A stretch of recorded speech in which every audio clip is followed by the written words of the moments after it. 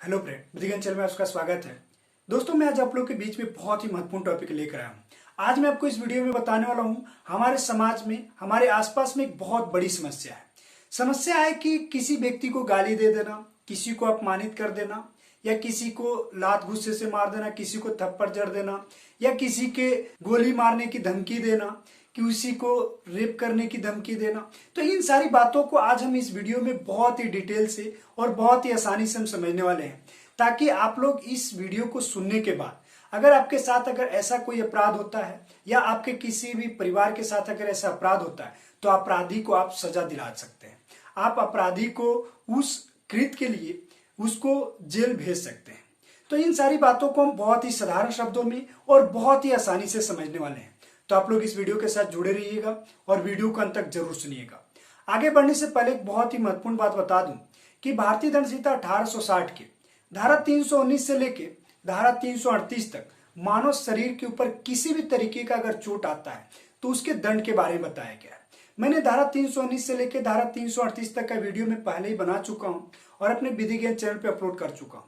अगर आप लोगों को उन सारी बातों को जानना है, 319 से लेकर धारा 338 तक में किन किन बातों को रखा गया है समझना है, तो आप लोग डिस्क्रिप्शन बॉक्स में लिंक दे दूंगा, आप वहां से जाके इन सारी वीडियो को देख सुन सकते हैं। आगे बढ़ते हैं। हम आज इस वीडियो को एक कहानी के अनुसार यानी किसी ऐसी घटना के अनुसार हम समझेंगे कि हमें ये धारा जो 504, 506, 323, 324, 325 और 326 को हमें समझने में बहुत ही आसानी होगी। आगे बढ़ने से पहले मैं कहानी का आपको उदाहरण दूंगा कि मान लीजिए कि हमारे आसपास में या हमारे साथ ही या आप लोगों के साथ कोई व्यक्ति मारपीट करता है। अगर देखिए तो किसी भी व्यक्ति को सीधे कोई आके मारता नहीं है। कोई व्यक्ति किसी से सीधा आकर ये नहीं है कि चाटा मार देना या लात घूसा मार देना। कोई ना कोई ऐसी बात होती है, या तो आप गाली दे दीजिए या सामने वाला गाली देता है, तो कहीं ना कहीं एक ऐसी बात आती है जिससे व्यक्ति अपमानित होता है। उस अपमानित की वजह से मारपीट बढ़ता है। तो सबसे पहला जो अपराध, जो मारपीट, जो झगड़े का है, वो अपमानित से है। यानी कोई व्यक्ति किसी को अपमानित करता है, गाली गलौज करता है, तो उसको भारतीय दंड संहिता 1860 के धारा 504 के तहत दोषी माना जाता है। अब ये जो 504 जो है जमानतीय अपराध है। यानी अगर आपके साथ कोई व्यक्ति गाली गलौज करता है या आपको अपमानित करता है, तो अगर आप पुलिस के पास जाते हैं या मजिस्ट्रेट के पास जाते हैं तो वो व्यक्ति तो जमानत पे छूट जाएगा और यह एक तरीके से असंज्ञेय अपराध में आता है, यानी उसको गिरफ्तारी नहीं किया जा सकता है। लेकिन अगर इस बात को साबित कर देते हैं कि आप अपमानित हुए हैं, आपको गाली गलौज दिया है, आपको किसी तरीके से मन का ठेस पहुंचा है, तो इस तरीके से उस व्यक्ति को 2 वर्ष तक की जेल का कारावास होगा। अब आगे बढ़ते हैं। अगला कहानी का हम जानते हैं कि अगर आपको कोई व्यक्ति एक तरीके से धमकी देता है, यानी आपको बोलता है कि मैं जा रहा हूं अपने दोस्तों को बुला के लाऊंगा और तुझको बहुत पिटवाऊंगा, यानी तेरा हड्डी तोड़ दूंगा, तेरा दांत तोड़ दूंगा, या तुझे जान से मार दूंगा, या किसी लड़की को बहुत गलत तरीके से उसको धमकी देता है, तो उस धमकी के देने की वजह से भारतीय दंड संहिता 1860 की धारा 506 के तहत उस व्यक्ति को सजा मिलेगी। धारा 506 2 भागों में बांटा गया है। पहला तो यह है कि कोई व्यक्ति किसी को साधारण चोट पहुंचाने की धमकी देता है, या दूसरा कोई ऐसा है कि उसको जान से मारने की धमकी देता है, या किसी लड़की को कोई गलत कृत्य करने के लिए धमकी देता है।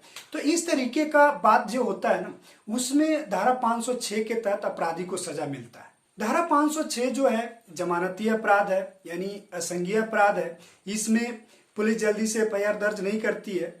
अगर आप चाहते हैं तो मजिस्ट्रेट के पास भी इसका एफआईआर दर्ज करा सकते हैं।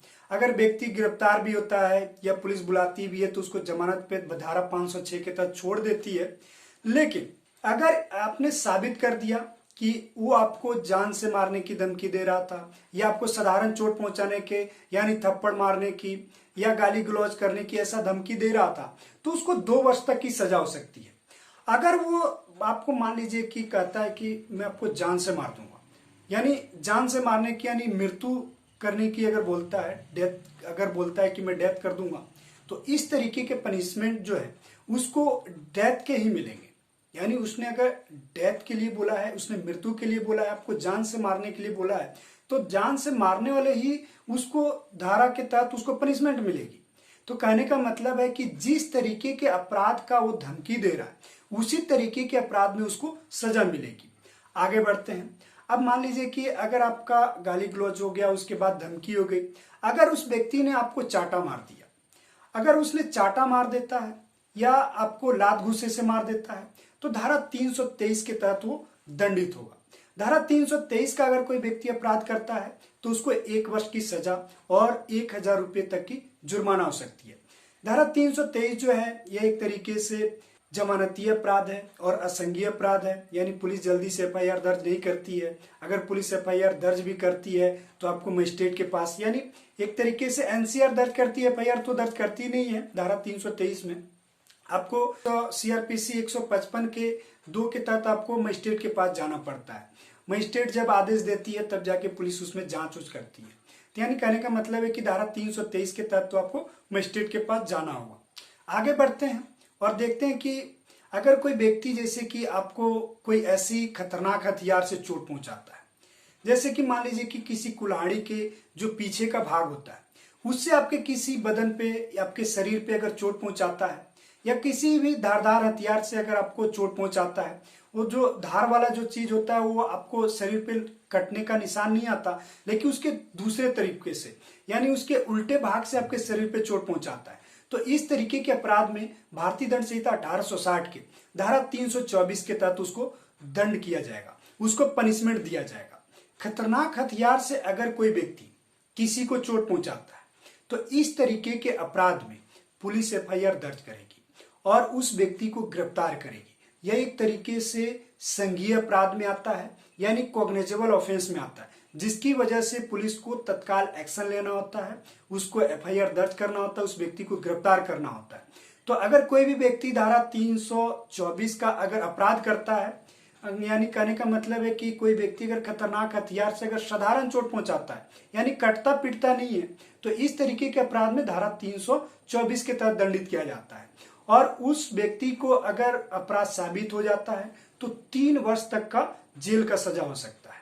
आगे बढ़ते हैं। मारपीट में गंभीर चोट आ जाती है। गंभीर चोट का मतलब होता है कि उसका किसी भी अंग को नुकसान पहुंचना, जैसे कि मान लीजिए कि उसके आंख पे चोट मार देना जिसकी वजह से उसको आंख फूट जाता है, नाक पे घूसा मार देना जिससे नाक में नुकसान पहुंचता है, दांत टूट जाता है, सर में चोट आती है, हड्डी टूट जाता है, या यानी कहने का मतलब है कि शरीर का पार्ट्स में कोई ना कोई ऐसी कमी आ जाती है, उसको नुकसान होता है। और दूसरी एक बात और बताई गई है कि अगर व्यक्ति को चोट की वजह से 20 दिन तक उसको अस्पताल में भर्ती रहना पड़ता है, तो इस तरीके के अपराध में भारतीय दंड संहिता 1860 के धारा 325 के तहत उसको दंड दिया जाएगा, जो भी अगर यह अपराध करता है। धारा 325 जो है यह एक तरीके से जमानतीय अपराध है, यानी संज्ञेय अपराध में तो आता है लेकिन व्यक्ति को उसमें जमानत दे दी जाती है। और अगर व्यक्ति के ऊपर अगर ये धारा 325 के तहत अगर साबित हो जाता है तो उसको 7 वर्ष तक का जेल हो सकता है। आगे बढ़ते हैं, देखते हैं दोस्तों कि क्या होता है कि किसी किसी झगड़े में, मारपीट में किसी व्यक्ति को धारदार हथियार से कोई अंग भंग हो जाता है, यानी कहने का मतलब है कि किसी धारदार हथियार से कोई अंग कट जाना, यानी उंगली कट जाना या कोई ऐसा भाग कट जाना जो कि आप वो शरीर से वो भाग, जो भाग है ना वो अलग हो जाता है। तो इस तरीके के अपराध में भारतीय दंड संहिता 1860 के धारा 326 के तहत उसको दंड दिया जाएगा, उसको पनिशमेंट दिया जाएगा। धारा 326 जो है अजमानती है, यानी संज्ञेय अपराध में आता है। इसका मतलब है कि जैसे पुलिस को धारा 326 के तहत अगर सूचना मिलेगी, उसको लगेगा कि ऐसा अपराध हुआ है, तो तत्काल उसमें एफआईआर दर्ज करेगी और उस व्यक्ति को गिरफ्तार करेगी, उसको जल्दी से जमानत नहीं मिल सकती। अगर खतरनाक हथियार से अगर किसी व्यक्ति को शरीर को नुकसान हुआ है, यानी उसका जो अंग है वो भंग हो गया है, वो अलग हो गया है, तो इस तरीके के अपराध में धारा 326 के तहत व्यक्ति को आजीवन कारावास या कम से कम 10 वर्ष का सजा मिल सकता है। धारा 326 की जो महत्वपूर्ण बात है, यह फर्स्ट क्लास मजिस्ट्रेट के पास ट्रायल होती है, तो आप समझ सकते हैं कि धारा 326 कितना महत्वपूर्ण है। अगर कोई भी व्यक्ति अगर किसी को गंभीर चोट पहुंचाता है और वो भी एक तरीके से खतरनाक हथियार के साथ पहुंचाता है, तो उसको आजीवन कारावास यानी कम से कम 10 वर्ष तक का सजा तो उसको जरूर मिलना है। और वह प्रथम मजिस्ट्रेट यानी फर्स्ट क्लास मजिस्ट्रेट के पास उसकी ट्रायल चलती है। दोस्तों, अभी आपने इस वीडियो में धारा 504, 506, 323, 324, 325 और 326 को बहुत ही साधारण शब्दों में समझे।